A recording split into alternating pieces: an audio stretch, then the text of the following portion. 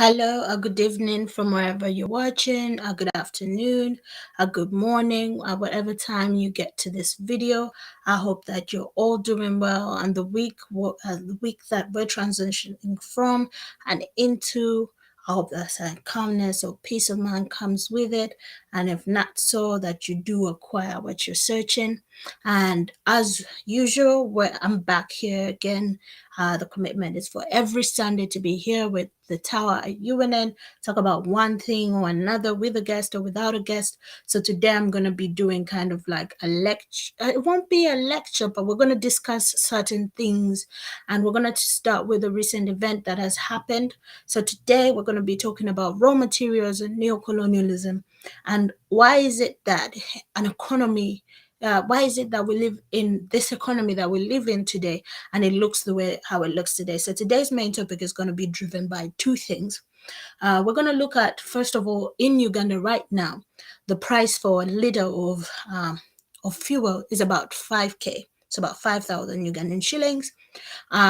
About 4 years ago, it was about 2,000 shillings, and it moves up and down depending on how the dollar runs up and down. So the main question for today is, why does the dollar govern? I want us to understand why is it that the dollar affects the price setting of goods and commodities, which we have the raw materials for. Here we're talking about oil, and we're talking about how oil in Bunyoro was supposed to help not only Bunyoro State, but also help Uganda as a whole. Why is it that when we have these raw materials, it is expensive and inaccessible to us to even attain the products that come from those raw materials? So hopefully we can get an understanding of that as we go deeper into the show today. I'm sorry for some people if I did come a little bit turdy, as some Sundays there are just some things that are moving around, and the time on my end, I know I live on the other side of the world, whereby it's closing on the other end of the world.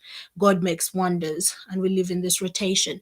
So I want to apologize for that, and I'll try to come within the time window whereby maybe all our time links, our times are scalable to everyone. But welcome to the Town UNN. Today is a solo show. We're talking about raw materials and neocolonialism, and we're going to be talking a little bit about more oil, but also in the general big picture, how have African economies been affected by this? So to start the show, I did mention that it will be based off of certain few things. We're going to be basing the show today off of a paper that was written by Dr. Kwame Nkrumah in 1962, and this was entitled Roads Towards Liberation from Colonization. And then we're also going to be looking at the recent event. So I want to send out a trigger warning that happened at a Vivo Energy Center that led to injury of 11 people and the death of one person who succumbed to his injuries in Nairobi. And this was also a story that has been swept under the rug. And to get to the bottom of actually Shell company, how is Shell a company? How does Shell keep making this money and having these businesses? How does Shell govern and rule the prices of oil in many African countries, not just Uganda? And why is actually the price of oil getting higher and unaffordable for people? And the government has no control for this, but can only say nothing but inflation. But keep in mind that oil has always run by the value of the dollar. 4 years ago, the dollar was about 2,300, I guess. And then the dollar became 2,800, and it increases like that as the dollar, as our currency becomes so weak for the dollar, so does the price of commodities in the country increase. So today I want us to understand why do international currencies govern the prices of commodities that we have the ability to produce in our countries. We even have the raw materials for them, but it's international currencies that control the pricing of them. And we never even produce them at home and choose to import them but export our raw materials. So I want to start off today's show with one video. And then after that video, this is a trigger warning, we're going to then look at the video of an incident that happened. So the first video that we're going to start up, this was a video from 2016, and it was a video about the growth of gas stations in Uganda. Many were worried that gas stations popping east and west in Kampala were going to cause a safety issue, and there was worry about this in terms of safety, and it was brought to the public sphere but never talked about after. But many people were like, you cannot have 3 petrol stations on the same road. It is a problem. You cannot have a lot of petrol stations in highly trafficked areas where you have people in foot traffic, people working. You have the night economy, which deals with a lot of fire. It's a liability. So we're going to look at that video, and then we'll look at the events that happen, and then we'll go into today's topic.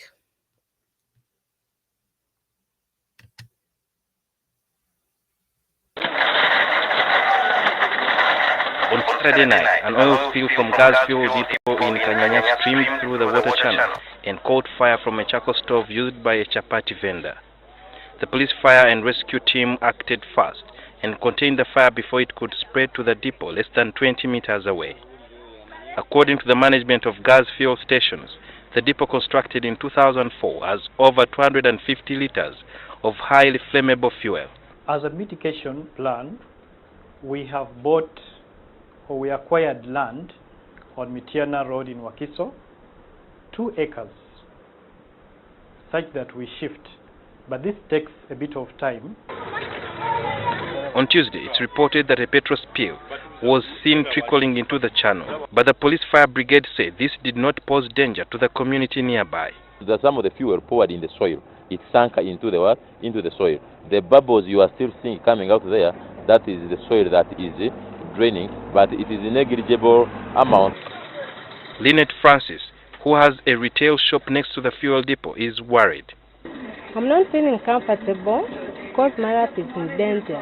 We moved around Kampala and found a number of other fuel stations situated side by side with residential areas, thereby posing a risk to the communities.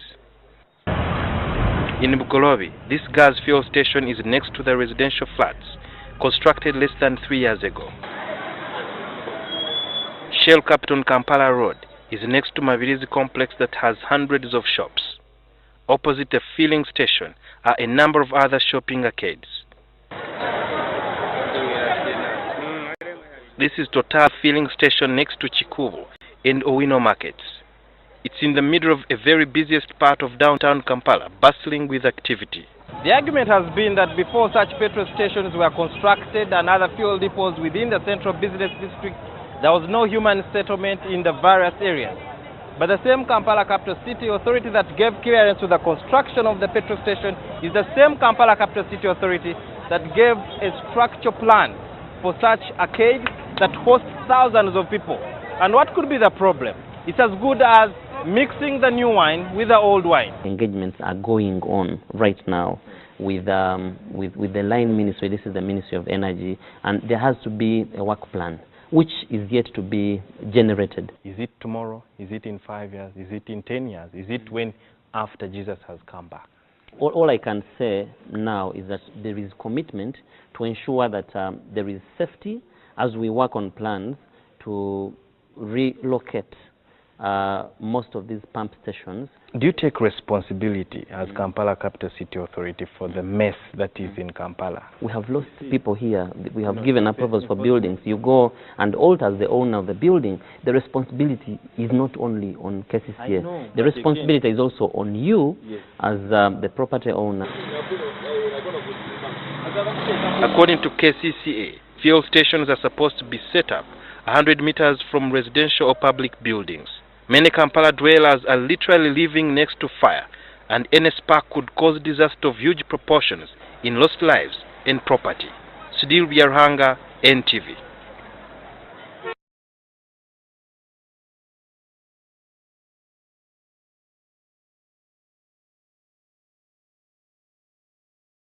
So just to recap that video, it had a lot to do with safety concerns And the government did promise that in the future it will come up with a strategy to ensure more safety in the building of these businesses around civilians and citizens.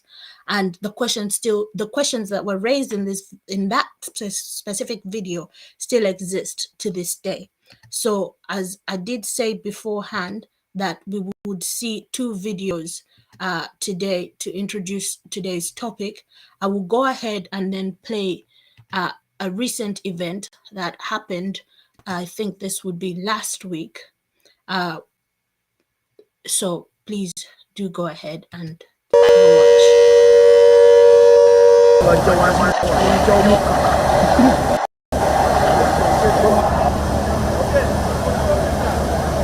What I can able to tell the people is that there was a minor incident during loading of fuel onto the truck, on not the fuel system itself but the truck system, and we have handled it ably without causing any alarm.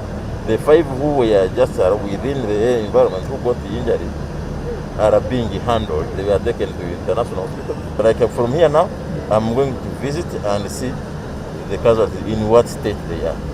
Yes, but what was primary was fighting the fire, which was ably handled and assuring that there is no any further explosion or fire.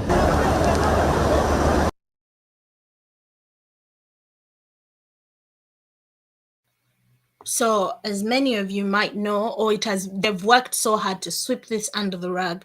And when this incident did happen, I think this was on February, I think, if I'm not mistaken, the 3rd.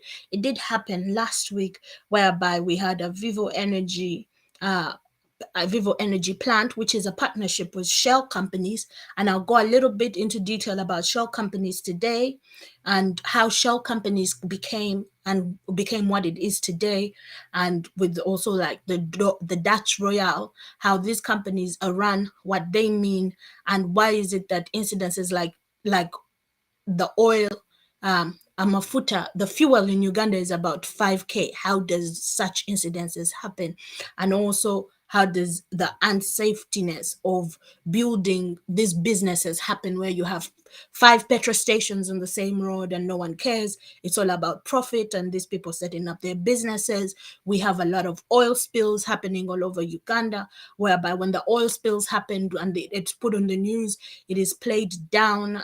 It's played down as, oh, this is not a problem. Like you had one of the police officers say that most of the oil is now gone. All you see is the little remaining ones. But that is actually a safety concern. You have a pipeline being set up in areas where people have been vacated from their land by force, by being terrorized by organized crime groups. You have areas like we had presidential candidate Kabila tell us about, what was happening in Hoima, and people really being bit down, and a lot of cases that rallied at a certain time, signaling to people that they need to be at home so that oil would be moved out of the country at that certain point in time. And those roads only constructed to move the oil, but never for the people. So how does that system get put in place? Because we can look at that system and blame Museveni, but it's not just Museveni and Musevenism that is upholding that system. It is upheld by an old principle,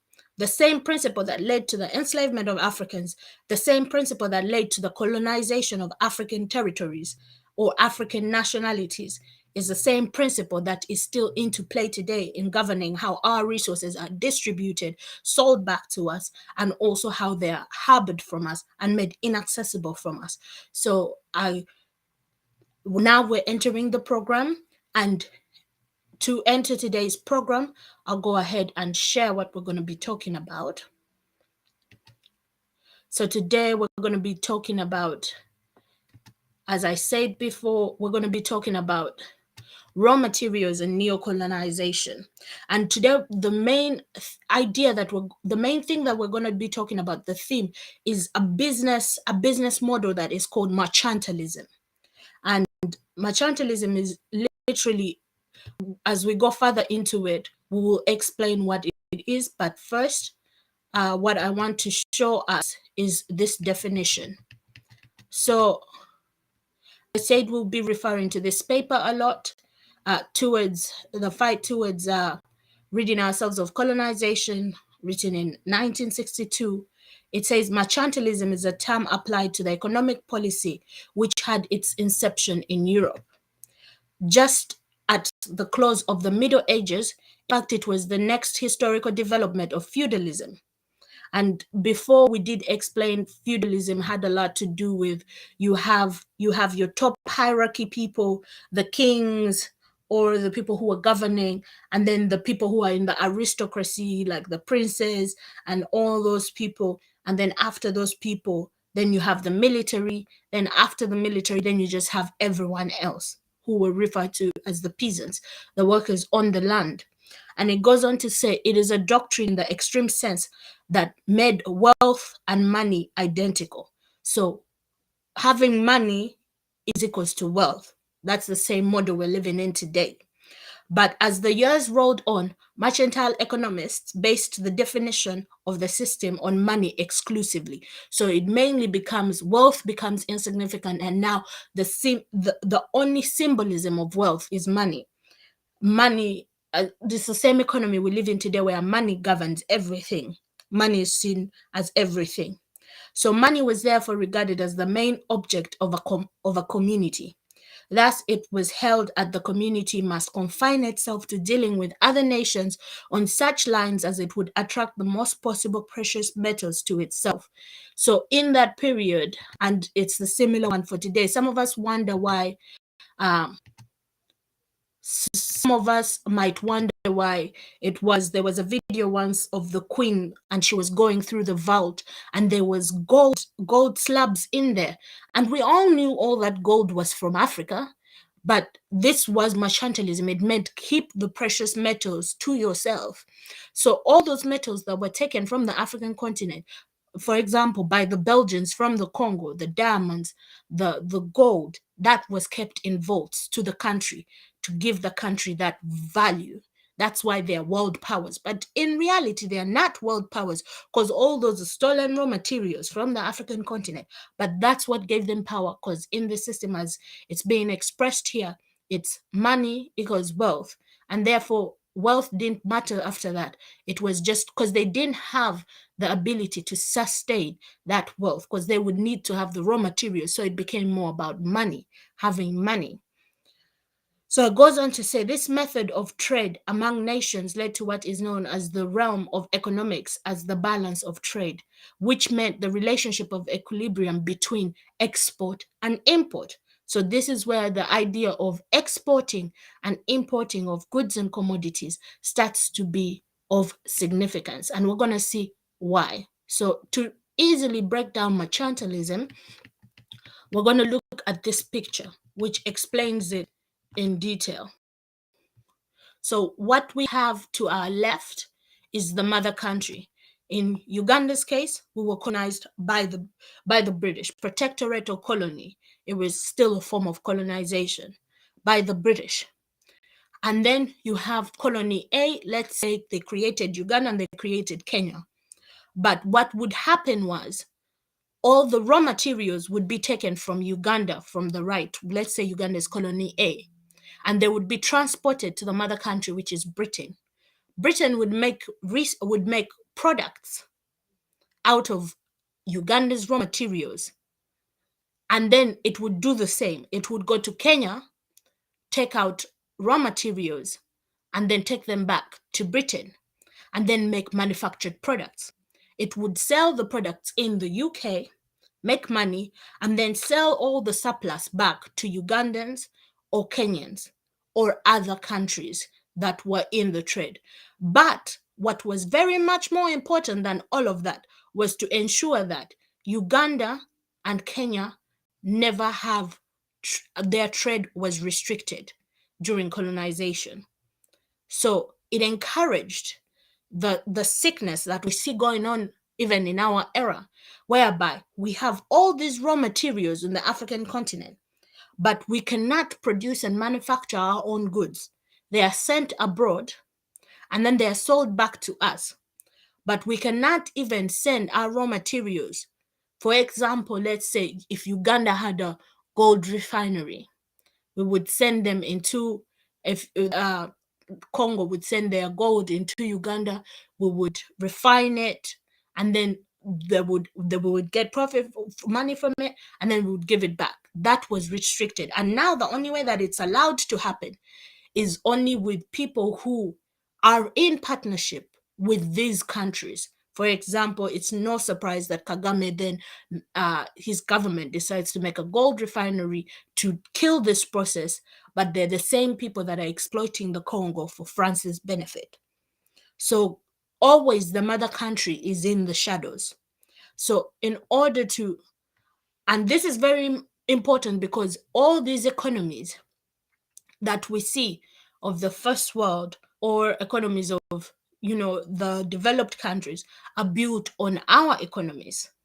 They're built on our backs, not only raw material wise, but labor wise, because the extraction of oil and the mining of it is not done by these mother countries. It is done by workers in the countries. It is done by Ugandan workers in the countries that are put at risk because they have to make a living.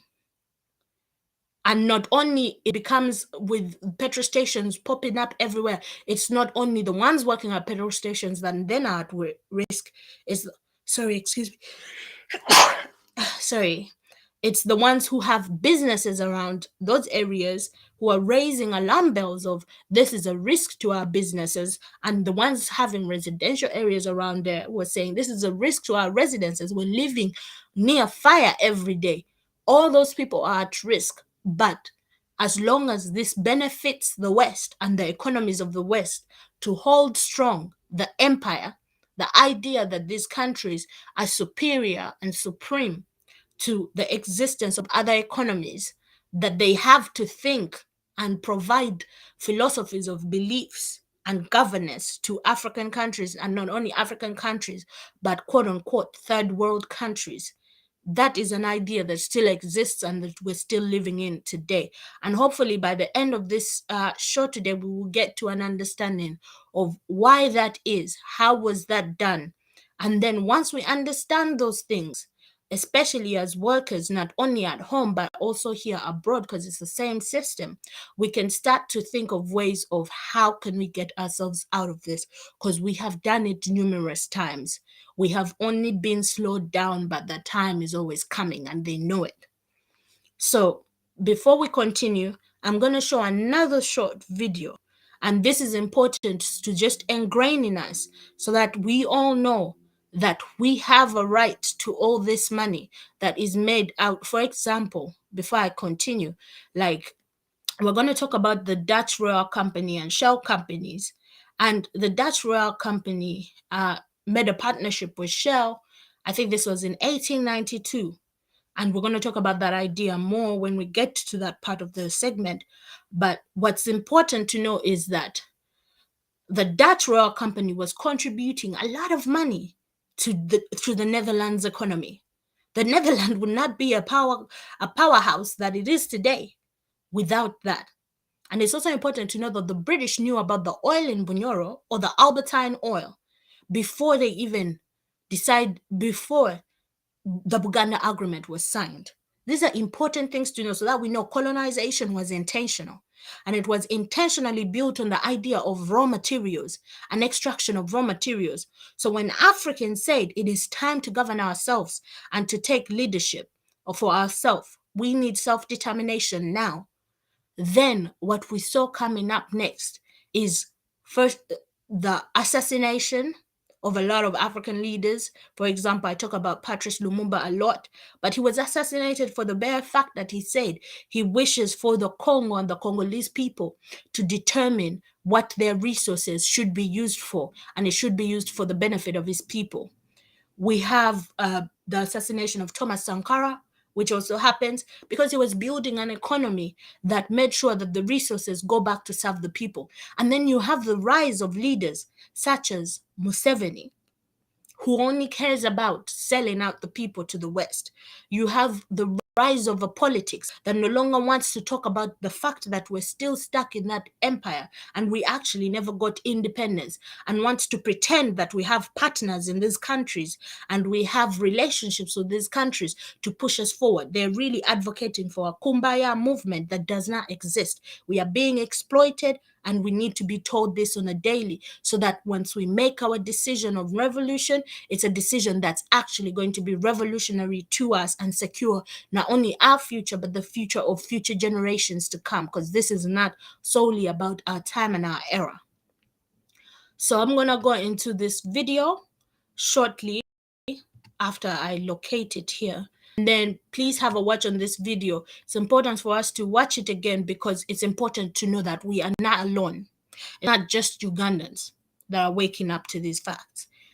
It's Africans all over the world that are recognizing this fact. I didn't also include what's happening in Haiti now, but I'll just include this video. And it speaks to what happens to us. Because, for instance, we have oil in Bunyoro that is being taken out and sold, but you cannot tell me the price of fuel in Uganda is for a liter, it's 5,000 Ugandan shillings, especially after a lockdown. And this is to put in mind that yes, the world is facing inflation now, but if we had African economies governed for African people, the rise and fall of our economy should not be based off of the rise and fall of an American economy or the American dollar. That's a signifier that shows us that our money has no value, but only has value that's attuned to it by another country that governs our value. So we have no autonomy. We have no autonomy economically. We're still bonded to the economy of colonization. And that's something we should know. But also we should know that those economies will not give us freedom because they are built on us, and they know that. We're the only ones who have refused to wake up to this fact. So I'll play this video next, and then after that we'll enter the topic and then go from there. Parce que la France n'a pas le carburant, parce que la France n'a pas le cacao, parce que la France n'a pas l'uranium, vous allez plus reconnaître l'euro. Parce que la France n'a pas le carburant, parce que la France n'a pas le cacao, parce que la France n'a pas l'uranium, vous allez plus reconnaître cette France-là. Parce que la France dépend de l'Afrique et on ne respecte pas les Africains. Voilà le message que je voulais faire passer ici. Respectez les Africains que vous voyez. Ne rentrez pas dans ce jeu-là. Dans ce jeu-là où on vous dit qu'il y a trop d'immigrés. Ne rentrez pas dans ce jeu-là où on vous dit que le bouc émissaire c'est l'immigré. C'est l'Afrique qui nourrit la France. Ça c'est une vérité que je vous dis. Et ça vient pas de moi. Ça vient de Chirac. Chirac a dit, sur les 1 euro que vous avez dans votre portefeuille, 60 centimes, c'est l'argent des Africains. C'est ça la vérité. Et donc respectez l'Africain. La France qui se lève tôt, elle est noire. La France qui se lève tôt, elle est noire. Elle se couche tard, elle est noire. Là aujourd'hui, merci. Là aujourd'hui, le Mali, le président du Mali, il s'appelle Emmanuel Macron. On a divisé un pays, le Mali. Les gens, les Maliens dans leur propre pays ne peuvent plus aller même à Kidal. Emmanuel Macron a créé des faux rebelles, a créé des faux terroristes au Mali. Depuis Hollande, ils ont créé des faux terroristes pour occuper un pays, pour occuper nos pays. Et nous disons non, on appelle la jeunesse africaine de rester déterminée, jusqu'à la libération véritable de l'Afrique. Et nous accueillons tout partenaire qui viendra avec le respect, nous respecter, un respect digne de ce nom. Lorsqu'ils vont respecter les Africains, nous l'accueillerons, que ce soit la Chine, que ce soit la Russie, nous l'accueillerons. Voilà le message que nous voulons faire passer. Et la France doit comprendre cela. La France doit comprendre cela avant de perdre tout. Voilà, merci. Bonne soirée à tous. Désolé d'avoir crié. Merci à tous. Bonne soirée à tous.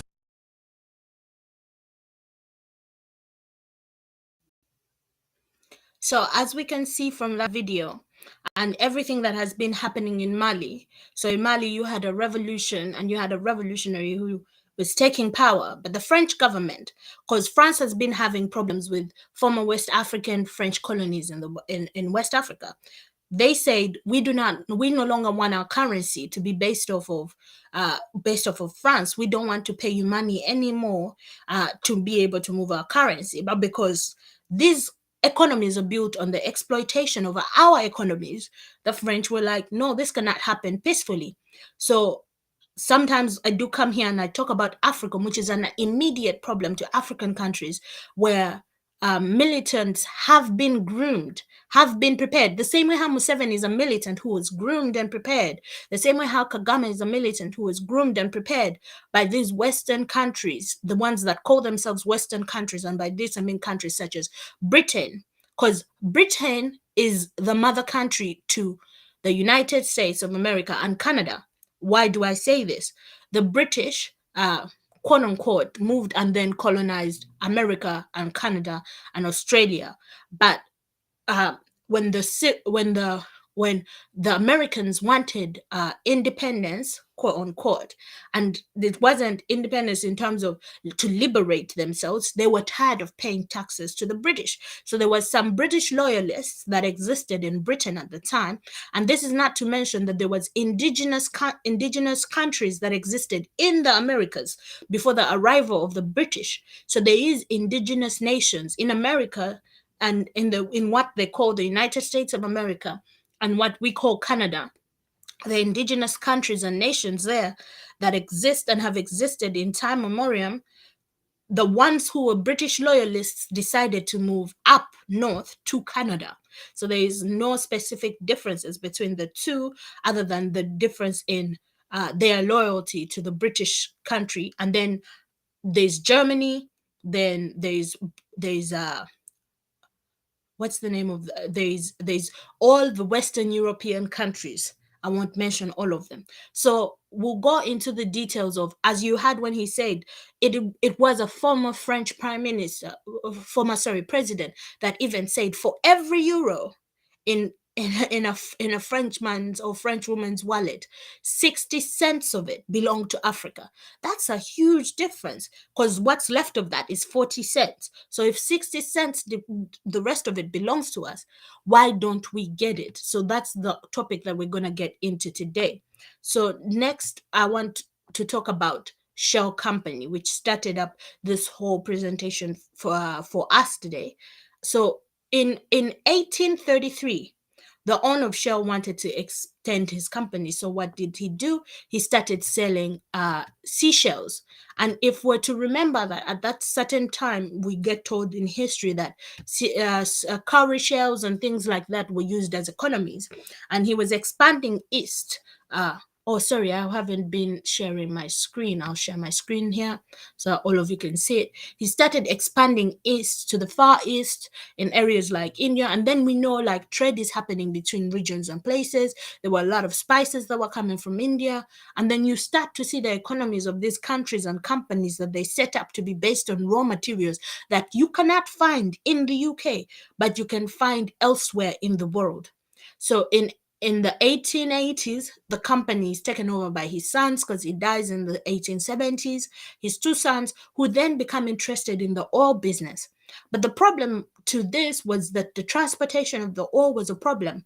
So that is why by 1892, the first ship sailed through the Suez Canal. So if many of you ask yourselves, we get told in history that the Suez Canal was built, Egypt was never colonized, but there is this colonial relationship between Egypt and the Western countries. And the creation of the Suez Canal was to make the moving of resources from the African continent a little bit easier for these colonial powers.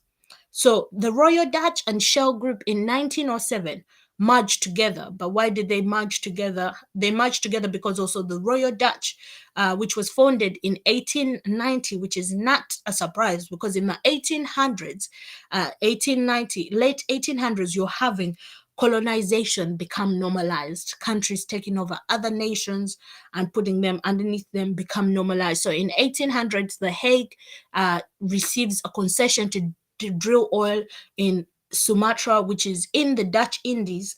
And then it also all of a sudden becomes an oil company. And Shell Group in 1892 also is interested. It's shipping out resources from the African continent. We know late 1800s Africa is being colonized.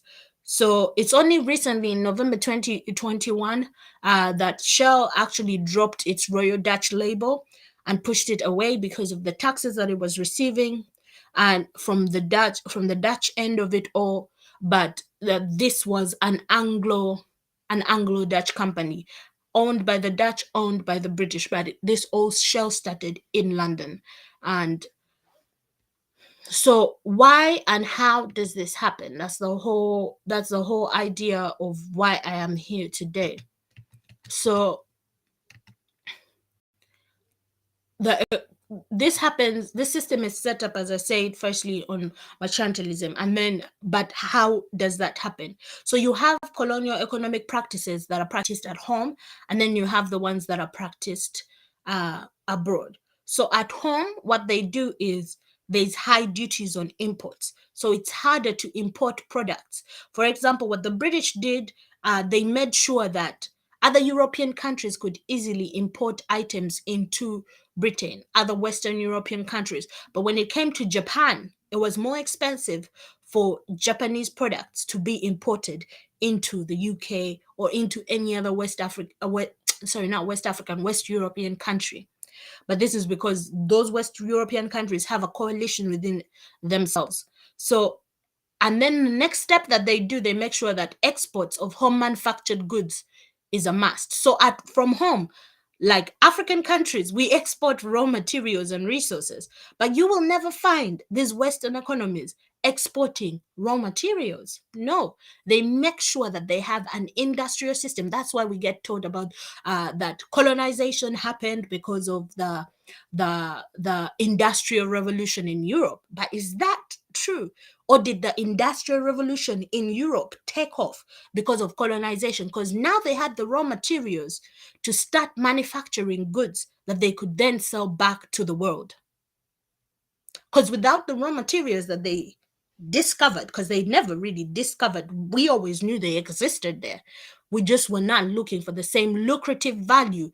As I said before, mercantilism is based off of money, and that is the value they were looking for in things. So they decided to, then an industrial revolution happens, and now they're making home manufactured goods that they can sell to the world. And then they make sure that they receive only raw materials from other countries. Hence colonization. They had to have other countries that they patronized and made their children. So they call themselves a mother country. And then they have all these children countries, like Uganda, the one they protect, Kenya, the one they can settle in. That is the equation of domination when we talk about an empire state.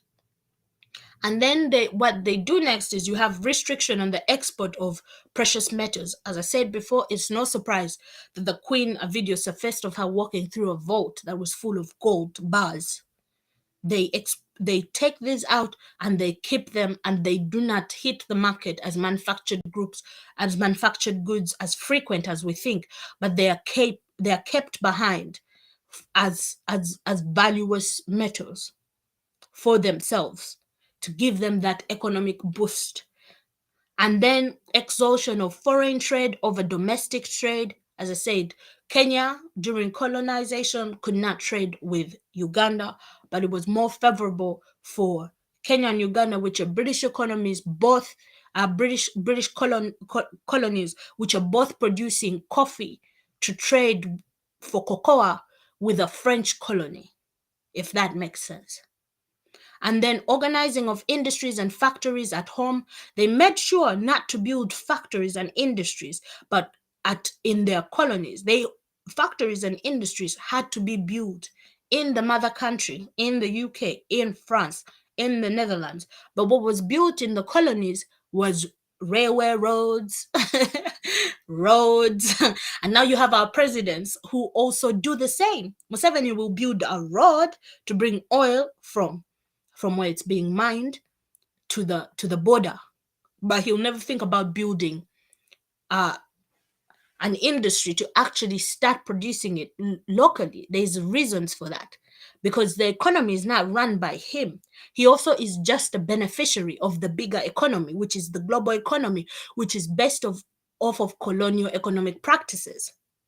So we need to get out of this mentality of, yes, Museveni is one of our problems, but we need to start seeing Museveni and Musevenism and all other people who are participating in this economy and this madness as elements and tools as neo-colonial tools. And they are ready to lay their lives and participate and lie to us and sell us out.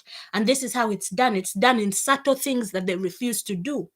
A leader who will not build an industry that can be grown locally is a threat to that place, because he hasn't considered the workers in that place. For example, you cannot tell me you're running to be a leader in for example, let me use if you this is why we advocate for federacy and for our own local leaders to take charge, because a leader from Bunyoro state is not going to ignore the fact that they can build Bunyoro off of oil, and they can build those industries locally. But a leader who is not bothered about that will say, what we can do is we will sell this oil but build a road. That's what Museveni has done for the past 35 years. And Museveni came into power saying he's more concerned about the people. He's more concerned about looking at the people's health, looking at the people's education. But none of that has accumulated to anything.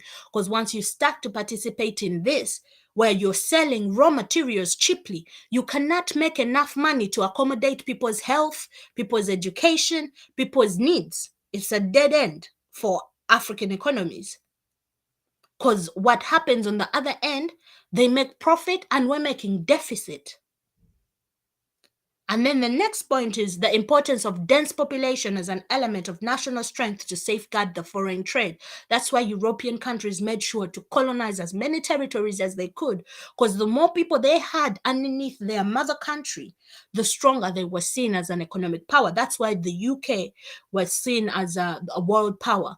And then after I think it was after the Second World War, we have transitioned to whereby the US is now the world power. As I said before, I see no difference between the US, Canada, the UK. They're all born from this, or Australia, or they're all born from the same mother.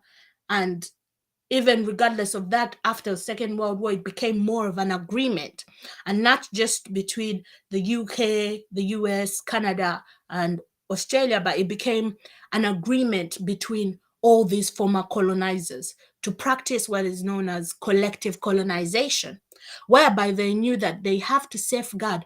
They had all physically lost their colonies, and the only way they could hold the colonial practices in place was by practicing neocolonization. But they could do it well if they were together on the same front. That's why they have organizations like NATO. We do not have no, that's why they have all the veto votes, apart from other countries that have now veto votes in Russia and China, but and Japan. But other than that, you will find France, Germany, UK, US, Canada, like they all do things in their favor to uphold this enterprise or the empire of colonial glory economically, because this is what we should understand. It was intentional and it was beneficial for them to colonize, and everything was done strategically, intentionally, to impoverish and to loot away mineral resources. And it didn't matter if they had to even kill Africans, because the primary problem was the African problem. And when you go back and you read all of these things, they were only looking for ways to justify their actions, but behind it was a big business that still exists to this day. So the next step was to make sure that the employment of state actions in such further needs, as I've explained just now, they make sure they had all the international big organizations. In NATO, they're there. In UN, they're there. IMF, they're there. So all the that's why nations have It's not why they have foreign policy, it's why they have those specific foreign policies. That's why the US has the foreign policy to make sure that they can meddle in any country's political, economic, business whenever they see appeases, because it's still a world power and it's still a colonizer in it of itself. It's a settler colony anyway. And then we have colonial economic practices. They make sure that their colonies did not manufacture anything, and also to prevent the colonial subjects from acquiring knowledge of modern means and techniques of development for their own industries. That's why a lot of tertiary schools were set up. That's why a lot of the British focused more on making, during the colonial period, having people being trained by nuns, or like most of the things that we could participate in the economy had nothing to do with building as colonial subjects, or for our ancestors. Most of them were left in a space whereby modern means and techniques were further pushed away from them, and they were stuck in what the British thought that's all they needed. And then also to make colonial subjects simple producers for raw materials through cheap labor. We see this with a lot of regions in Uganda, especially regions that were traditionally farmers. They remained as peasant farmers, and a lot of their resources, from coffee, the bananas, um, tea in Kenya.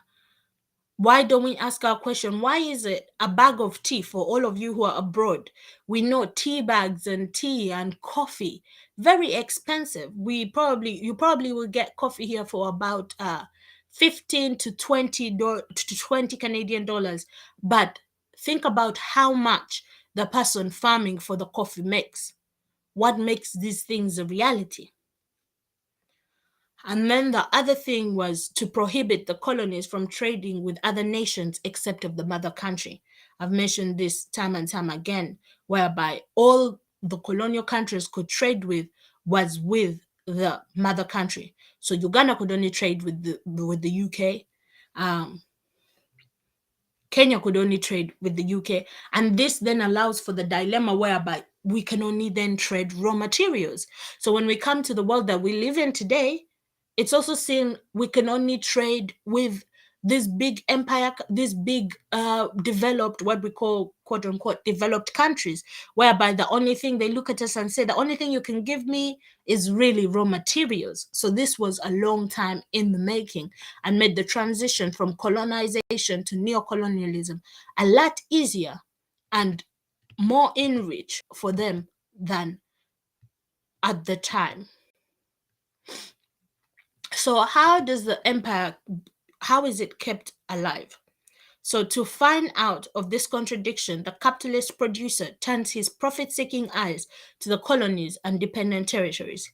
He does so first by killing the arts and crafts in these areas through competition of his cheaper machine-made goods, which then become exports, and secondly, by thrusting capital loans upon them for financing construction of railways, harbors, and other means of transportation and communication, insofar as these constructions cater to his profits and safeguard his capital.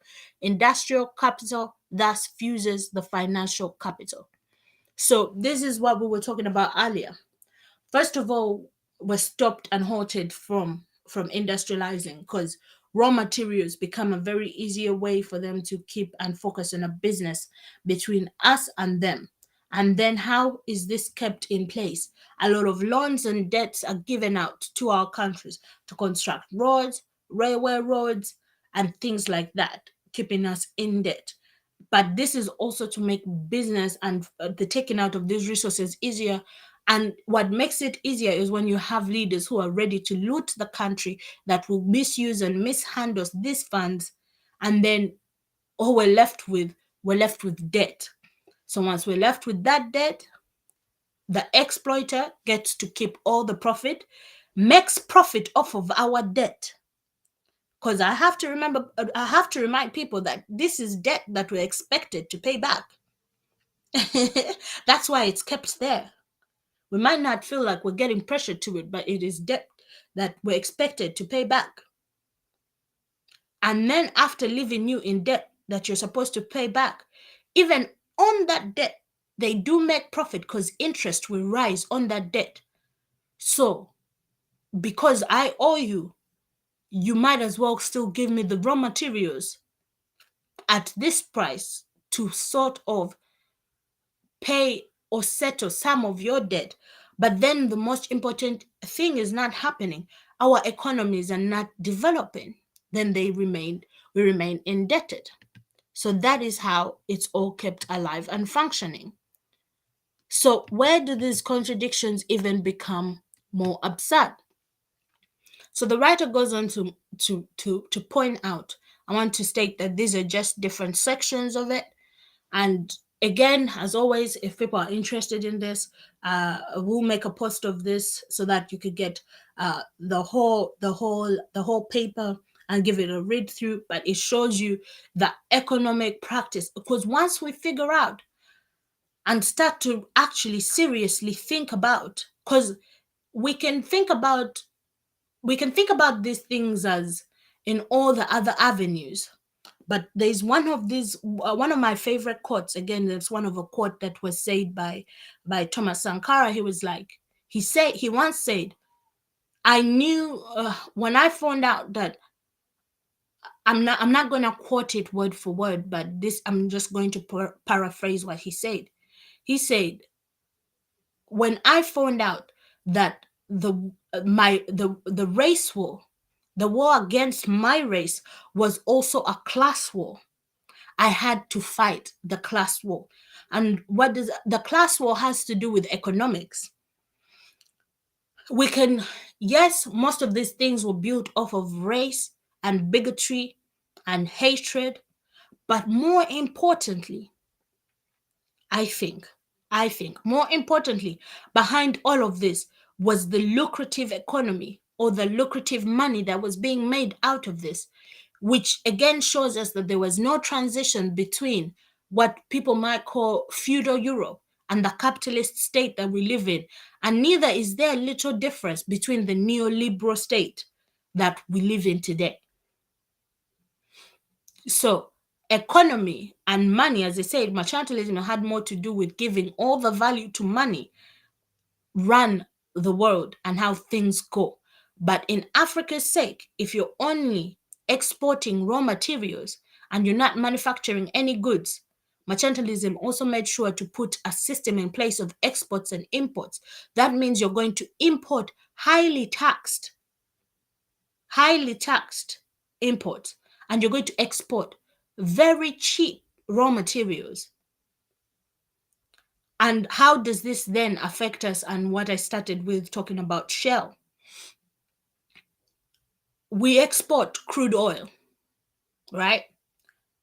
But we import back refined oil. That is why the price of oil can inexplicably be 5,000 Ugandan shillings for a liter. So it's not a surprise that we have no control on the price of fuel, even though we export crude oil. Even though Bunyoro State has oil that can be used to develop Bunyoro State, it has been left on its knees, not benefiting even 1 Ugandan shilling from it. But the video we saw before this was talking about how France, in €1 of France, 60 cents of it belonged to the Africans because of the oil, because of the cocoa, because of all the raw materials that we do send out. So, to continue, the writer goes on to say, as a result of the operations of this monopolist combine and the mining companies with the aid of their agency, and we need to start looking at big businesses such as Shell or the Dutch Royale or all of these big corporations. Those are not corporations that, as we're preached to, that are private corporations. Those corporations are ingrained into the state. The government actually favors them. And I'm not talking about only the governments at home, but I'm talking about even the governments abroad. There's a reason why the partner of Shell was called the Dutch Royale, because it was tailored to the Dutch royal family. They are actually to push those nations further. So they benefit from the policies that are made by these countries. Many people will argue about, for example, in America's sake, the Democrats and the Republicans, who to vote for, who will favor who and who. But at the end of the day, all of them protect all these monopolies and all these big corporations. They get, first of all, even the idea that they get huge tax breaks, it's made easier for them to do businesses. They are supported and kept in place. When COVID happened, the government was forced to pay huge sums of money and push a lot of money into the economy to save the air industry not collapsing. Why don't we ask ourselves why? There's reasons for these things and why these places are heavily supported by the government, because in return they run the economies of those countries. For example, the Dutch Royale with Shell was given about a few years ago was given about 80% of the Netherlands what is it called, GMP. So it was contributing a lot of money to the nation's economy.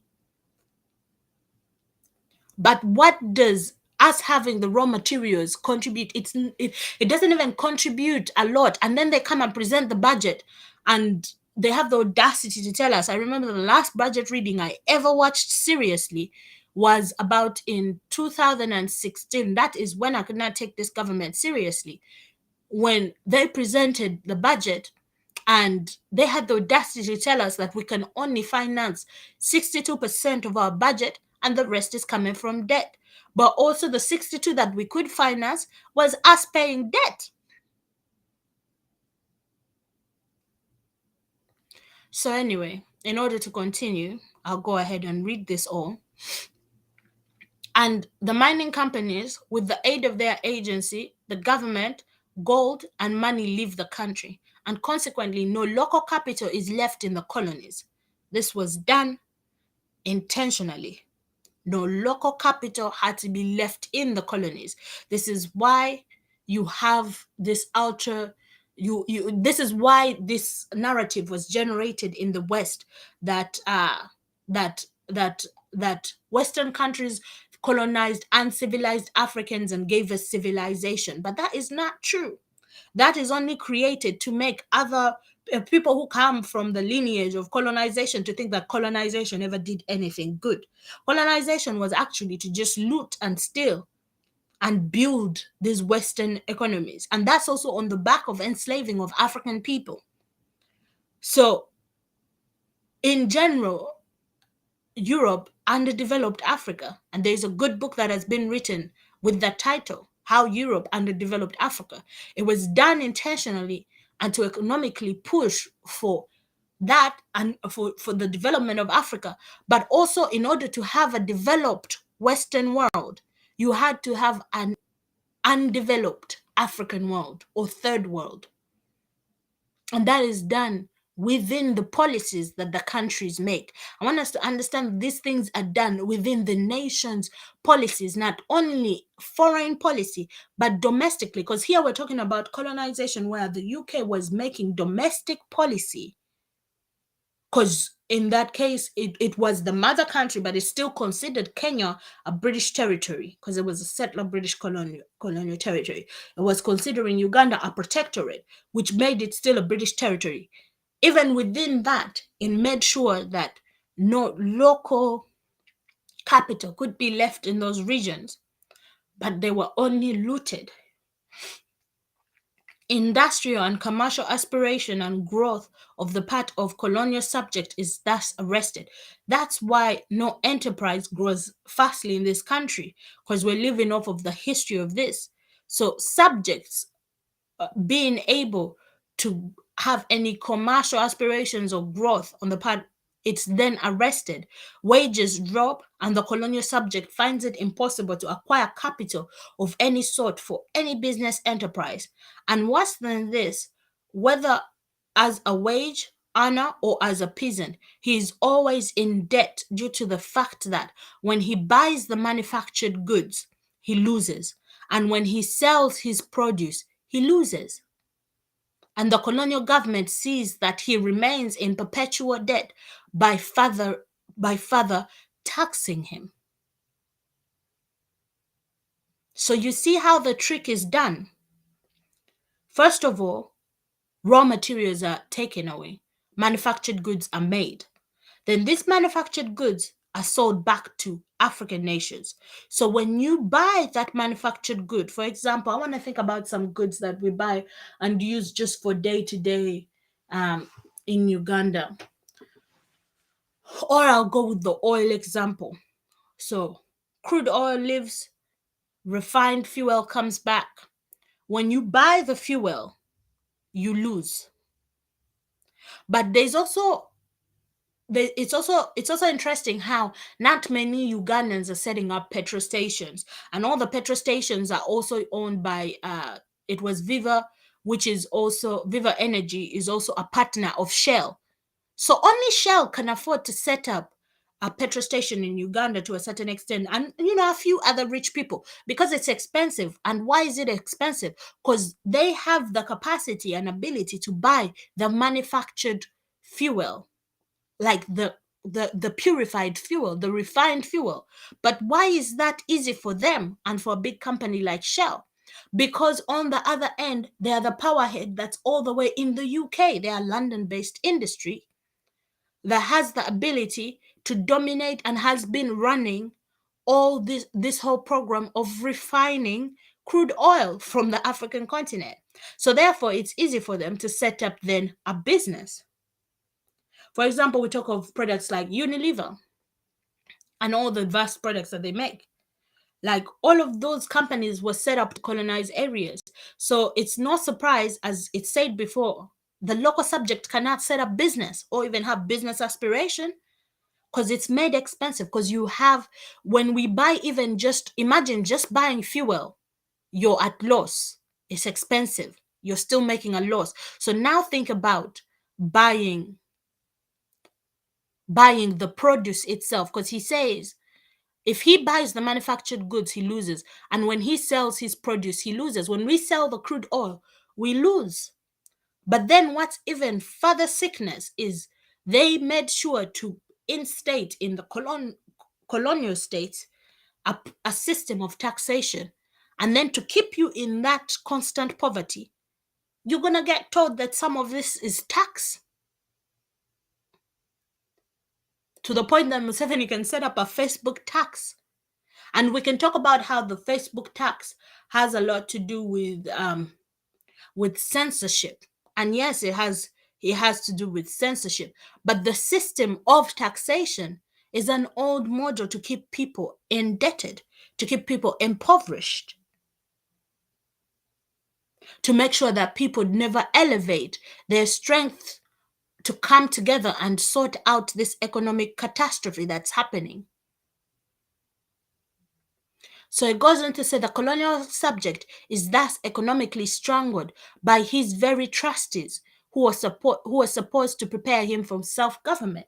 And these countries had the audacity to say that they had come to civilize and prepare the African states into self-governance. But the way how it was being done, it made sure that no form of self-governance could remain or could even be seen in resemblance. Because every time that it was seen, a coup is organized. For example, now present day, we're talking about Mali, whereby Macron has organized in the north to set up a war on the regime and the people who, are leading for change of power. Everywhere they have meddled. Museveni is not on his own. We know this. So, also Kagame going back to Rwanda, we know he was supported. So these are all things that we ought to look at and be cognizant of and know that the reason why these things are upheld is because someone deep down hates you. No, it's because of the economics behind it. And the economics is only because, not because they, when I was thinking about this topic, I was like, is it that some people just enjoy to be rich and others to be poor? Because I couldn't understand the evilness to, just think about getting all, because at the end of the day, we're all going to die. But it has more to do with that. It's to keep you forever indebted. To keep you forever in debt, because someone who is in debt is not going to think about how they would want to overcome the system. You're thinking about how to pay the debt back. But the debt that you're trying to pay back accumulates over time. That's why in the Western, for example, in like Islamic traditions, interest is even taboo. But you will find within Western economics, interest is the only reason you will ever lend money out. If you're not getting interest, don't lend that money out. That's the philosophy behind lending money. But how can you lend me $100 and expect to get 1,000 back? That is just a question. So what is it that they created in the African people? They created this idea of the good customer. Because we buy, and everything we buy locally be made, but it's not locally made, it's imported. And even in worst cases, and we've talked about this, and it's not even worst cases, we find ourselves in scenarios whereby we're not even paying a lot of money for imports of goods that have been manufactured for the usage of people. The manufactured goods that we do get from the Western world, it's the surplus that they don't want. It's a surplus that they need to throw somewhere. So at a certain extent, we're even paying a lot of money for garbage. It has reached those stages where we're paying more money for garbage. We're just the depot. So the writer goes on to say, furthermore, the colonial subject cannot go into any form of business and succeed because the wholesale prices charged by the monopolist companies leave him no margin of profits. And this is in addition to the secret arrangements between the combines and the manufacturers make it impossible for him to buy directly from the manufacturers. No matter how impossible for him to buy directly from, no matter how large an order he gives them, he's always referred to the local agents who are members of the powerful monopolist companies. Since the advent, I'll read that one more time. No matter how impossible for him to buy directly from the manufacturers, no matter how large an order he gives them, he is always referred to the local agents who are members of the powerful monopolist combines. Since the advent of capitalism into the colonies, colonial peoples have been reduced to the labor of laborers and the contract bondsmen and are unable to organize effectively due to government and monopolist combine interface. The philosophy of European capitalism in the colonies is that colonial subjects should labor under any foreign government with uncomplaining satisfaction. They are supposedly incapable of developing the resources of their own country and are taught to labor and appreciate European manufactured goods so as to become good customers. So why important? It reached a state whereby I want to draw us back to a time before colonization. I want us to draw us back to a time, actually, I want to take us back to a time when the abduction of our African people started happening and they started being put on ships and sailed into the Americas, Latin America and North America. At this point of time, we had African countries, there were different African nations that existed. And African nations were trading with other African nations. like people from Buganda and who know, Buganda history, they will tell you and it's been said a lot here on UNN when you would go further into Kenya, anyone from within the what do they call it? I've forgotten the word for that region, but it's called the the region around Lake Naluvale. They would ask people if they were Baganda because they were known to trade certain things like backcloth, their agriculture products, and they would trade with other nations around the area, not only in Uganda but all the way to the east, not only around Buganda like Bunyoro and Busoga, but all the way to the East African coast and across the Indian Ocean. So Africans did have things to trade with Europeans, but Europeans did not want anything other than labor. So when you start to have this being globalized, it becomes a global phenomena where they start controlling the global economy. So they enslave African peoples, they're taken into bondage. And then when the colonies arrive, the African colonial subjects, our grandparents and great grandparents, are reduced to only be laborers in this system and only be workers in this system. And if they're not that, they remain peasants working the land. And if they're told to be laborers, it's skilled labor to work on building the roads. And even in some cases, especially a lot of British colonies, you had the British bringing in the Indians from India because they had also colonized that region. And they said that's the skilled labor that they needed to get those projects going. But in the midst of all that, then another grain is incepted whereby you have now generations of us trained to be good customers. We make coffee, but many of us want to drink from Starbucks because it's been sold to us as a good commodity. But none of us will even think about how Starbucks is this big corporation. We make tea, or we grow tea. A lot of tea that comes from abroad. Growing up and being a child of immigrants, I remember a lot of things. The one thing that would come through the airport that you would always beg for and pray for is the Toblerone chocolate. And there was the childhood part of me had this deep appreciation for that product. But only to grow up and find out that the cocoa is actually coming from Ghana. And even some cocoa farmers have never even tasted the taste of chocolate.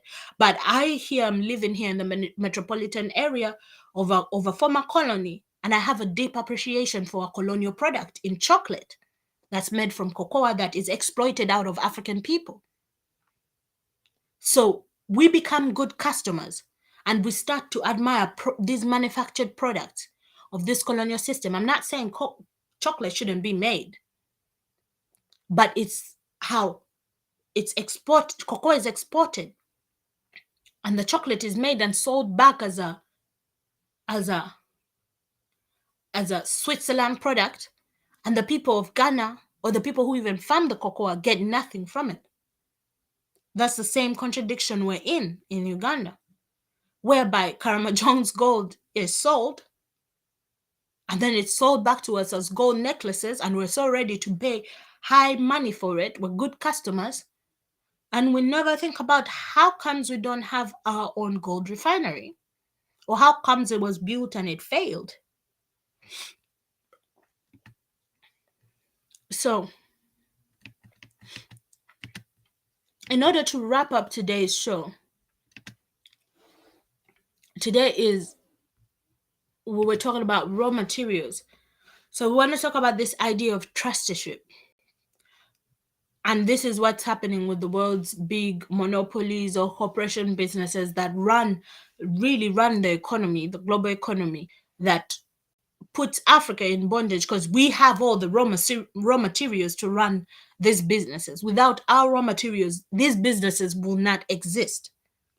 If Africa did not have the raw materials that it has, these businesses will not exist. And the principle has always been simple. Someone said it, I can't quote them right now, but they said it so perfectly. Control the African mind to control the African minds. And it goes on to say the doctrine of trusteeship is supposed to be more humanitarian in its significance and approach than that of exploitation. Because trusteeship or partnership was we were after we got independence, it was supposed to be a partnership between us and our former colonizer. You know, it was even supposed to be former, but where does this all go wrong? It is the fundamental factor underlying the system of dual mandate, exponents of which think that exploitation involves a sacred duty towards the exploited people. That's the mistake that we made. That's the mistake in believing in trusteeship. It's the idea that exponent, and I'll repeat that line, it says, it is the fundamental factor underlying the system of dual mandate, exponents of which think that the exploitation involves a sacred duty towards the exploited peoples. The person exploiting you has no duty towards you, is not going to come and fix your problems or problems that they brought your way. That's the first error that happens in all of this. The colonial subject must be exploited and civilized, but in doing so, their rights must be respected and protected. The philosophy underlying this doctrine reminds us of an African saying that a mouse biting at the feet of its victim blows cool air from its mouth and nostrils on the spot to mitigate the pain it is inflicting. In other words, exploit the colonial peoples, but be cunning enough not to let them know that you're doing so. There are abundant proofs that the primary motives underlying the quest for colonies and the present administrative and economic policies of the colonial powers are rooted in economic exploitation and not in humanism. So the final question that I will leave is, usually when we rise up or we stand up and we present ourselves, we're always, and there's no error in that. Yes, I say we should do all of that, demand for the respect and the dignity of our peoples. But we're always running and asking for the restoration of our human rights from these Western countries. It's that idea that that duty is owed to us from them. But they're the primary abusers of even that right. They're the primary abusers of even the idea that there is any humanism to an African. They're the primary innovators of the idea that Africans are not even humans. They're the primary manufacturers of the rhetoric that Africans are the linkage between animals and humans. So how can we always be leading back to the same door knocking, asking for our human rights to be given back because of our local tyrants? Our local tyrants are manufactured and designed by the training and teaching and support of these same people we're going to, barging in doors and asking that they take care of our tyrants. But if we do take care of our tyrants, we can cut the linkage that links our raw materials to these monopolies. If we cut Museveni off from these countries that support him, or we cut our leadership, not even leave Museveni, but if Ugandans, we prepare ourselves to have leaders that, I don't want to say leaders that will serve the people, because what we're looking for is not someone who's going to stand on a podium and say that I will serve the Ugandan people. What we're looking for is actually the idea that we've been talking about and grooming here. We need to start involving our forms of leadership, whereby our exploiters, our betrayers, our like people who have betrayed us and sold us out can be tried by us, can be punished by us. We can start to set pace for what our economy looks like. And what we need is to base that off of our African nations, our African people, ourselves. We need to leave the modulus of whereby we blind ourselves to the reality that the system that does lay in place today is an economic system of exploitation that will not shake just because Museveni died, that will not shake just because Museveni is not president again. That will still stand if we remain in the same kind of governance with the principles that it lies in, of making sure that international businesses and enterprises stand strong not only in Uganda but also neighboring countries, and we do not produce for our own regions or our own selves. We need to start refocusing on talking about there's a section of this paper that I didn't include, but one of them says, like, when we start to build nationalism, we need to look at the workers, but not look at the workers in the idea that, because there's when we look at the workers and we're like, this government is oppressing you and taking away your ability to build business and make money. But it's not just Museveni's government. Museveni's government is supported by a global hierarchical economic policy, which makes sure that Africa cannot unite as one, and makes sure that African cannot implement socialist policies for its peoples economically, because those two things, federally governed Africa and scientifically social Africa, will upset any form of imperialism. That has been a threat since 1950s, late 50s. It has been a threat, and they worked so hard. I want to recommend a book, and it only looks at a book that I've been looking at recently. It only looks at what happened in Congo and Ghana, but it will show you how hard the CIA worked to make sure that African nations or African leaders were not working on the same table, and destabilize any forms of collaborations between African peoples on the African continent and in the diaspora. Because Malcolm X was talking to a lot of African leaders. Malcolm X met Milton Obote. Malcolm X met Kwame Nkrumah. Malcolm X met Sanko Toure. Like, Malcolm X was all over the African continent, making a case for African peoples in the Americas to run their own nation and be part of the United African State, which will be a combination of all African countries. But then, why is it we're hearing a lot of noise about this why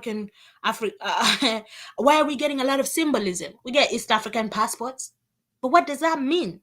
East Africa is not doing anything economically.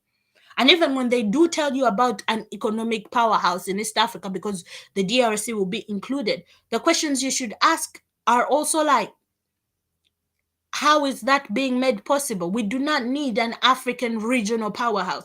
We need a united, strong African nation. Because it's very simple. Let me use Uganda as an example, because Uganda always gives the best example for what is happening to Africa and wide. Uganda has about how many? So far, we're talking about 16 states. But the way how Uganda was collected and put together and cut, it cuts across very many different nations and separated very many other nations. That's why for some nations, you have some nations that are across the border in Kenya.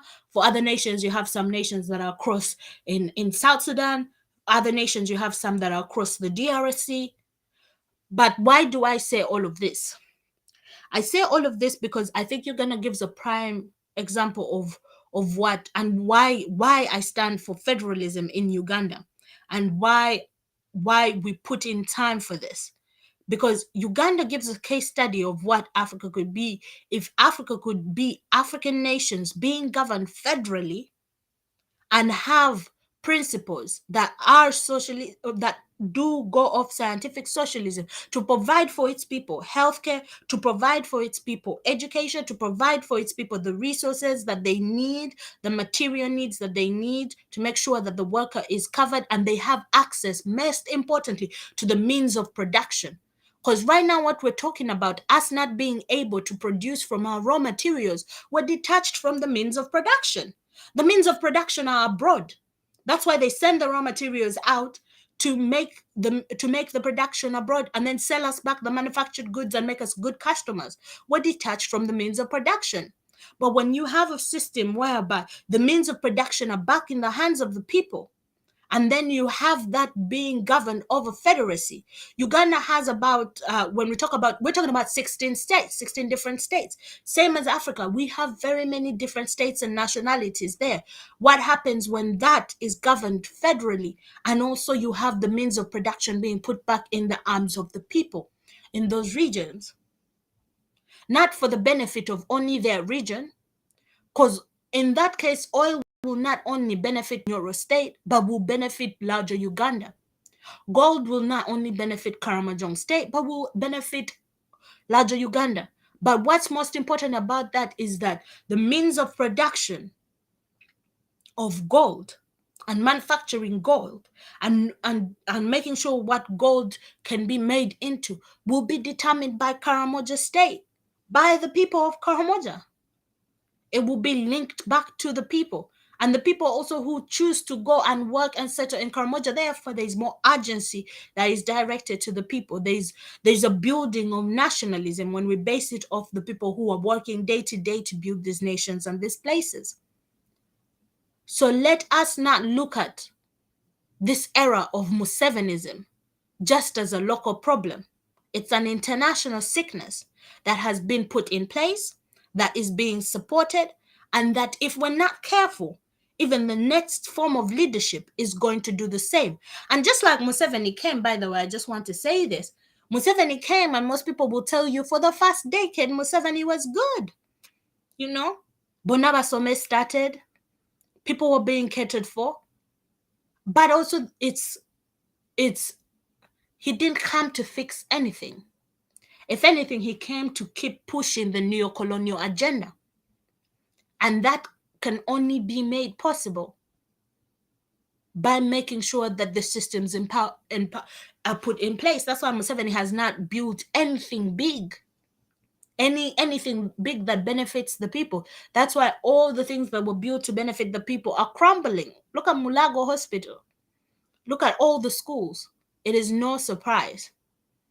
And Museveni has further detached people from the means of production because there have been these ambitious internal ambitions of the Bahima Century dynasty, and then there is also the external ambition that he plays a huge role in, which is then supporting of the imperialistic powers.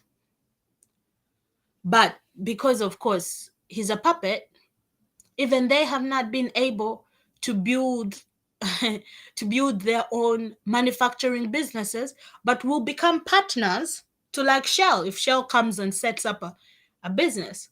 But even themselves, it's very serious to the point that yes, there is Africans who are also making it. For example, like we talk about the African billionaires and things like that. They are also they participate in the exploitation of Africans. They build huge factories, they monopolize and make a lot of money from this. But that is the problem that we must get rid of. The means of production should be back in the people's hands. And when I say the people's hands, I mean the workers who are producing those things. And that can only be done by, number one, detaching ourselves from the mother countries, because that process has not happened yet. The way how I see it, we're still a British protectorate to this day. Or in this case, in this era that we're living in, I would say we're all living under the US empire. And there's few ways to do that, or many ways to do that, depends how you see it. And in our case, in Uganda's case, I believe that when we do our role locally, we can start to collaborate with other African nations that neighbor us. And also we can read of one of Africa's problems in Museveni and Musevenism and the politics of really being an element and a tool to exploiting not only the country you say you're president for and native for, but also all the other neighboring African countries. So it's coming to the wind down of the show. I hope that everyone got to an understanding of how the world economy was put into place. Just to recap, the world economy was put into place by a system of mercantilism, which puts money at its top head. And the way how to do that, how they did it, is to make sure that, number one, mother countries would make all the manufactured goods, would make sure the colonies wouldn't trade amongst each other, exploit raw materials, send them to these countries, and then these countries will make us good customers. So every time we buy those products, we lose money. Every time we send raw materials, we lose money. And then after, when we're losing money in all of this, we're taxed. And then we lose more money. So if you're out there and you're blaming yourself for not having enough money or enough resources or enough money to cover your bills or enough money to take care of your family, I want to tell you today that it is not your fault.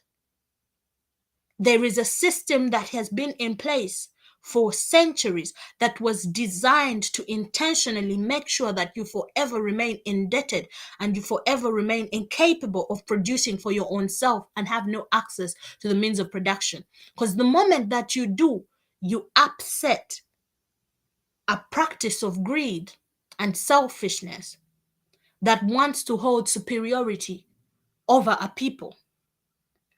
It's a form of control. As I said, I can't quote the person that said this because I've currently forgotten them. It was in a video I watched. Control the African mind to control the African minds. So we must remember that if there is any country,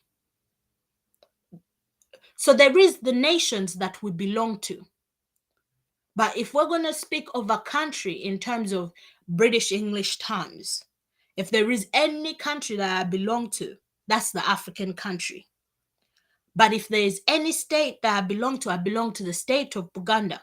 But I know that in order for Buganda to be free, Africa must be free.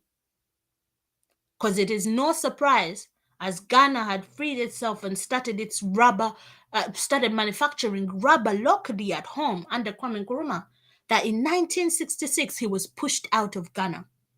It is no surprise, as a nationalist movement is on the rise. Amir Kabar is killed before they take right before they're taking power. It is no surprise that Patrice Lumumba, the same happens when he says his resources are supposed to help for his nation. But what's even the bigger problem there is it is not done solely by the Western imperialists. They are helped by Africans. They are helped by the same African people who then take power and become the next president. It's no surprise that Museveni is used to overtake Obote.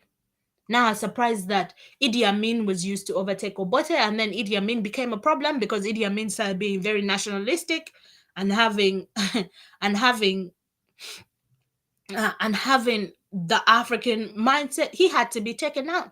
It's no surprise that Gaddafi is taken out not only by, what was portrayed in the news was that it was the Libyan people were tired of Gaddafi and all of that, but it had a lot to do with Hillary Clinton and her upcoming presidency, because she thought, if I take care of Gaddafi, they've never liked Gaddafi, by the way. If you go back and watch Ali Mazuri's documentary, he will say, at some point he always posed a threat because Gaddafi had done a few things already.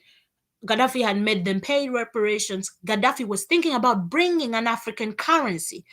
You have to understand that Gaddafi, the economics he had already done for his nation, he was like, okay, now that I've done what I've done in Libya, I want to bring an African currency that will safeguard all our African economies, no matter where you are in your economy. So it's no surprise that after this caught wind, you have Hillary Clinton, who was running for presidency, went into Libya, supported insurgents to take Gaddafi out. And now Libya is a mess. And she's not even president. So, I think as we wrap up today's show is to know that some of your problems, especially if they have to do with economics, they are not self-caused. You're not lazy. It's not that you can't think of innovative ways to make money. The system makes sure that you do not make money. That's why it's only specific people that make money. Even in our nations like Uganda, this is why you have rich people being killed by the same government. Because as we said, mercantilism had to do with money. And what is it that they made sure they do? That they keep all the precious dimes and jewels and stones to themselves. That is key. But one thing that we also should remember, this stuff is ours. We need to ask no one for permission. We need to ask no one for condolence. We need to ask no one outside of Africa or Africans or African nations for ways that we can govern ourselves. But we need to look at what's happening with other indigenous populations. We need to look at what's happening, because this is not only happening to indigenous African peoples, and we need to get back. We cannot get back to a time whereby we were living, we cannot get back to the time that Buganda was, but we need to get back to the principles. We need to get back to the principles that did run. For example, when we talk about land, the principles of land ownerships, Europeans have messed that up with this whole privatization business. Land was owned communally in most African places. It was a communal resource that was used by all people. We need to get back to those principles. And the only way to get back to those principles, we get back to our nations, fight for our nationhood, not as a fact, not as a matter of identity. We do not fight for our nations as a matter of identity. We fight for the politics that lies behind our nations, for the politics that will fuel a form of ourselves in governing ourselves. For true self-governance, we need to return to these principles, and we need to acknowledge that we need to be together as one. All African nations, we need to introduce federacy at every stage. At the local stage, when we talk about Uganda, we need to advocate for it. At the other stage, when we talk about Africa, we need to get back to that place. And we're on our way. So I want to say thank you to everyone who's managed to be here today. And just because I like this video so much, because it reminds us, we talk about colonization like it's of the past, but we're still colonies. We have not shifted from being colonies. The politics and how it's run is very colonial. I want to cross with this video, but most importantly, it's economic. So if you're a worker, you work, you make money, these things have always been economic, and an empire has been built to make sure that you never rise. And even when you rise, it's easy for you to come down because it's only for participation of a few. So I want to play back this video to just remind us of where we stand and what we must do. And I want to wish all of you a good rest of your evening. I hope that you have a good rest of your week. And we will be back next week with something different. But I hope that this show has talked to a few questions that you could have had, or a few queries or worries that you could have had. And before I close off this show, I want to send, and I should have really started with this. I had prepared to start with this, but I didn't.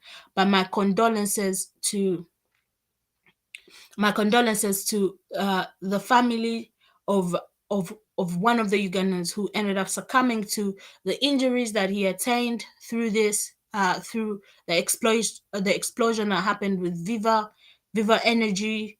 And also, I want to send prayers to them and prayers to all the family of the remaining 10 individuals, especially the 2 that are still in intensive care and being monitored, that they get well soon. And I would not be surprised if not more is said about this case or brought about this case. And I did see something in the comment about not taking questions. I do not have a number at this moment to take any questions, but if you want, I can stay about for a few minutes and take some comment questions, because I can sometimes read the comment on the side, and then I hope that I do answer any questions that you might have for the next minute or so. I can take a few questions. I'll play the video, and then if there are any questions after that, I will answer to the questions and then I will close the program. Thank you.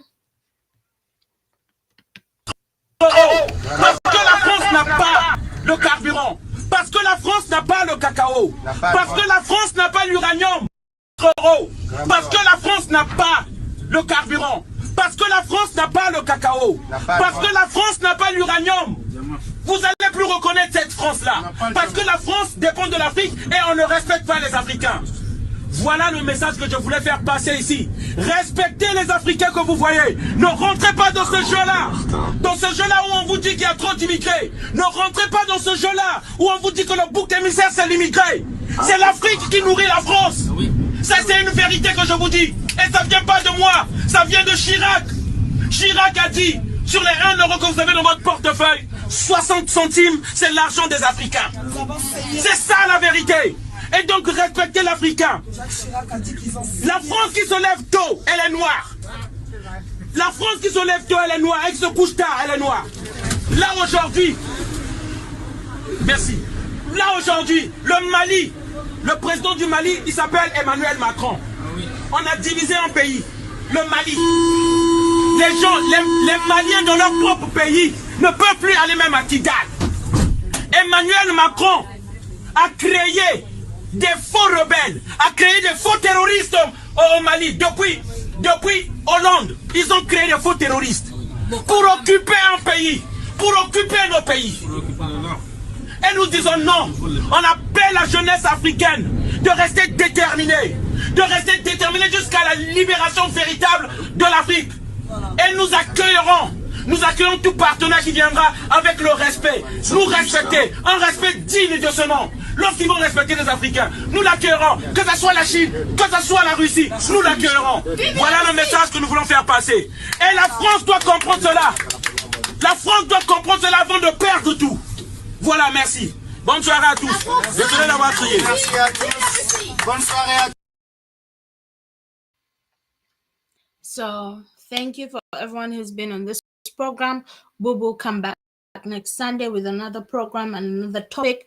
I hope that if there are any questions, always feel free to ask them on any of our platforms, and we'll be ready to answer you. But also, we will post the reading in one of our platforms. I think it's always easier to post it in the Telegram group, and if you have access to that, give these things a read. Because really, even though, because most of us have been trained, I was a huge fighter against the term Africa being referred to. People would ask me, are you from Africa? I used to be like, Africa is not, I'm from Uganda.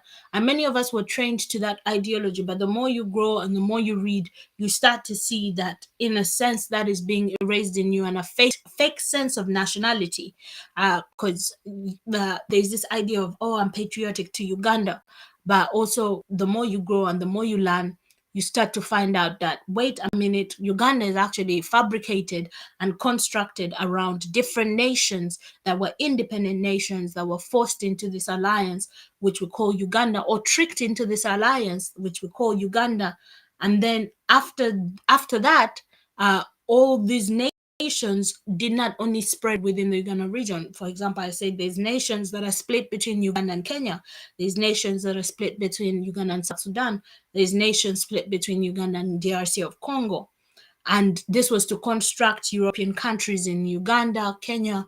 But if we're already here, the only solution can be for the alliance amongst all countries that have been affected by these policies, not only on the African continent, but also those in the Caribbean that have our African people, and also those in the African people that exist in the Americas. There's a reason they were fighting for their own national movement, even in the belly of the beast. So I want to say greetings to everyone out there, and let us not forget that at the center of all of this is an economic question. Because at the center of all of this, and why people rise up and why people needed change from Musevenism, has a lot to do with the impoverishment of people, has a lot to do with the economy that is in the country right now, has a lot to do with people being asked to pay not being able to access a lot of resources because of the monetary value around them. Our fleeing outside of the country also has a lot to do with that. The fleeing of our parents out of those nations had a lot to do with that. But then the question is not only local, it's international. It's done on an international level. It's run on an international level through monopolies and corporations that are supported by the governments of countries that we do run for the same partnership that has already been offered to our own tyrants. So let us be cognizant of that, because a masses that knows what it wants cannot be fooled by a single individual. So that's how I will end the show today.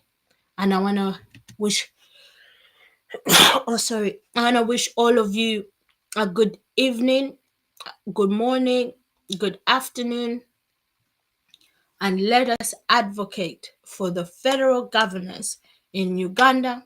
And for this to happen, we have to be organized. That is why there is a Uganda Federal Consultative Council, which will ensure for the organization, not only policy-wise, but so that it is centered, directed at the needs of all peoples that exist within Ugandan states, to benefit those states, first of all, and the people living in those states, but also to include our indigeneity values, goals, ways of governance, how land should be distributed, and so that there is something really secured. It's very cheeky that Museveni's whole his whole line was securing your futures, when all he's done is destroy the future and further make us indebted and leave us in a colonial structure. And I don't want to say any participation in the politics as it stands, but the participation in the geopolitical arena as it stands, without communicating to the masses the need for means of production to be back in their hands, and communicating that the countries that they advocate to or that sponsor this advocacy are the ones that are holding the means of production, is a problem. We cannot, yes, we can, as that video said, all we want is it's not only respect, but it is respect while doing business. We can do business with France, we can do business with the UK, but let us not be disrespected and exploited. Let us not be stolen from. It's the same thing that Nkrumah said in one of those things that I quoted. It's like a mouse that is biting on your foot, but just because it's blowing and breathing on it, that doesn't make it all right. It doesn't make it seem like it's not happening. It's already happening. And let us highlight those things. Let us tell someone else, let us know these things. Let us keep ourselves in check, because the more organized and informed we are, the more undefeatable we are, not only against the Western hierarchy or economic structures that choose to exploit us, but even against our own local tyrants or tyrants to be. Because I hear Mohozi wants to be president. The irony of all of that. So a good evening, good morning, good afternoon. Akume atakumira mpeera.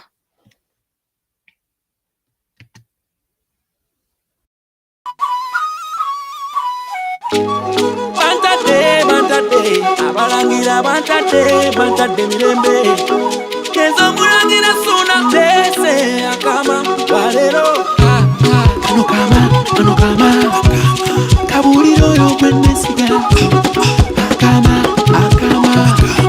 kagamba munago mwesigwa. Ano kama kabuliro yo kwenesiga. Akama kagamba munago mwesigwa. Akama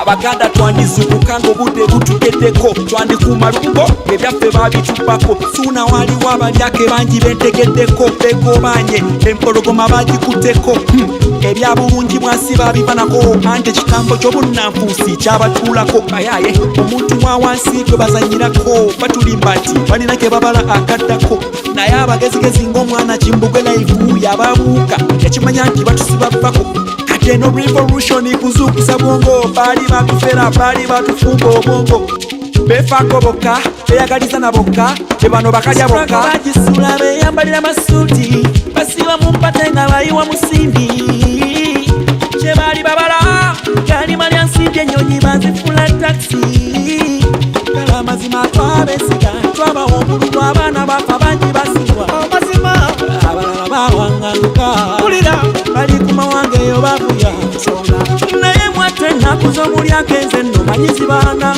nalime wagonda wuya natera kugenda wonyingiriza ennyindo lindako ebinajja naye bwenfuna federo nawo n'ebinajja kano kama kabuliro oyo gwennesiga kagamba munange omwesigwa kano kama kabuliro oyo gwennesiga kagamba munange omwesigwa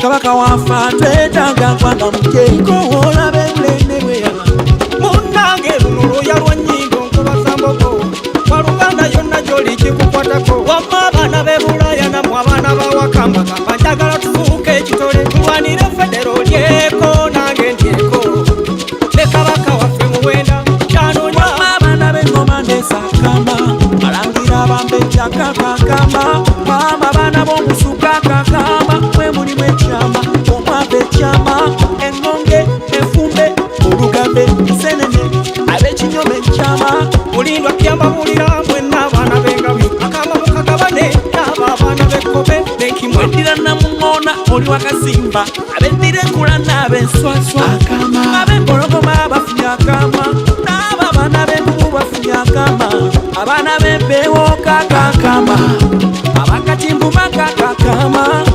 ab'engona mwe abaana b'enje akama komukabulira abo abaana b'ekibe ab'embwana mwe ab'ekibe akama mukakasuka eri mu baana b'envuma abaana b'embamba akama mutima nenge waliwo akama endiga enjovu kakakama embuzi n'enjobe kakakama engere bwendekeje kakakama obutiko n'akasange kakakama wamma bekebuka akama mukagabane n'abenjaza kuno mulanga basoga bakyoli bagisu banyoro batolo banyakole ati akama munanga akama mwenna akama kembagamba federo